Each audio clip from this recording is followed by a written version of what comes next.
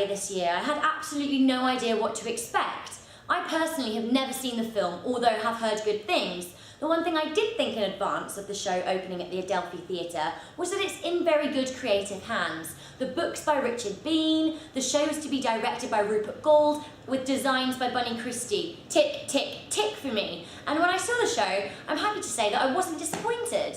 Now, Hollywood film star, actress Gemma Arterton, one of Britain's finest young actresses, takes the helm here as Rita O'Grady in Made in Dagenham. And I've got to say, she's absolutely fantastic on the stage. There's an aura about this woman that really makes you want to watch her. She's perfect, she's sassy, and she's unassuming at the same time. And watching her character grow on stage is an absolute joy.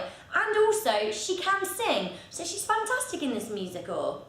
Now, we have seen Adrian de Gregorian in a couple of shows before, most notably Mr. Burns at the Almeida, which I loved. So I'm happy to see that him and Rupert Goold are working together again on this show. He was really good as Mr. O'Grady, as Rita's husband. He was really, really sweet in the right places, and I thought it was really nice to see him cast in a musical. The ensemble were also fantastic. This was a really fun show to watch. Everyone had great voices. Everyone really brought kind of a new level of pizzazz and energy and zeal to the show, which was really, really nice. And I feel like the audience definitely got that from the stage.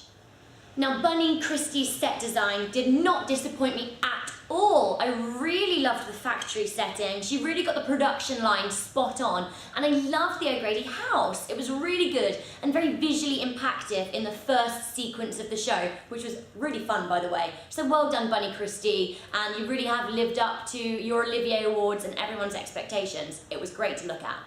So, Richard Brooker's lyrics were kind of borderline for me. You know, sometimes they worked, sometimes I found them a bit questionable. For example, come and get your cat spayed in Dagenham was a bit much for me. I kind of get where he was going with the silly vibe, but yeah, sometimes it just felt a bit of a cop-out. And the one thing I really didn't like about the show was the America Act 2 opener. The lyrics here were very questionable, and to be honest, I would just cut the whole scene. It doesn't add anything, and I just think it's a bit too ridiculous. That said, the music in general was very nice and uplifting. There were some real standout song and dance numbers. For example, Everybody Out riled me. I thought it was great. I felt very in the spirit. I wanted to stand at the picket line holding a sign. So that was great. It was really effective in that way. Now, overall, I found Made in Dagenham really, really enjoyable. It's an excellent new musical and a fantastic addition to the British musical scene, a great addition to the West End, and I really, really want to see it last at the Adelphi Theatre. The creative team is amazing. I'm very impressed with Richard Bean's work, with Rupert Goold's work, with Bunny Christie's work. I think it was a really, really great piece of theatre they've produced here. And Gemma Arterton is very, very excellent as Rita. She really shines in her role and brings it to the stage, which is fantastic.